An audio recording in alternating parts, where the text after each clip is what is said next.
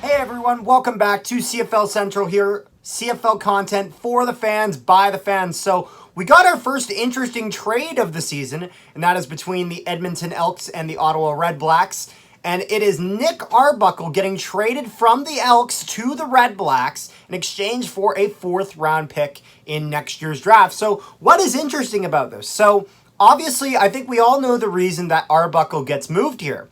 And the reason is because of the Jeremiah Masoli injury happening on the Redblacks. Obviously, the Redblacks, have, tragically are 0-4 with a team that really probably shouldn't be 0-4, simply because they've had some tough opponents and they've lost a lot of tight games.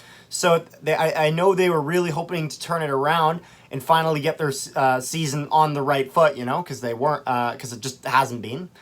And the interesting thing is how they thought that, Nick Arbuckle was the answer. So there's kind of two ways you could go at this. So you can go at it the way that I thought that the Redblacks were going at it, where it's like, okay, you don't want to just, because you could just basically say, okay, the season's a failure, let's try it again next year, which for many sports leagues would work fine. However, the situation with the CFL, with many of their stars being under 1-year contracts, that's not really something you can afford to do, because you probably, I'm assuming these guys like Darvin Adams and Jalen Acklin and these other big guys that they gave them a promises of, the stars and the moons and everything beyond of what they were going to build and what they were going to do this season. So if they do that, if they make those promises and then they just completely blow it this entire season, the likelihood of those guys wanting to re-sign and not move elsewhere is very slim. So I think they're really trying to cash in and really turn this year around and get it going the way that it needs to go. So getting Nick Arbuckle, I don't think it's the answer. Nick Arbuckle has been not very good this season, and I don't see him improving in Ottawa. However, so that's the Redblack side of this. On my side, personally, I think that it actually would have been smarter to go with Caleb Evans, just because with Arbuckle, I think you're guaranteed for him to not really perform the way that they need to in order to play the way they need to play in order to keep those guys around for next year anyway. So I thought it would be a better opportunity actually to let Caleb Evans get some chances in the starting position, and either one of two things happens. Either he fails, like you thought he already would, or I would arguably say with Arbuckle, unless Arbuckle really turns it around, but I don't see the indicators of that.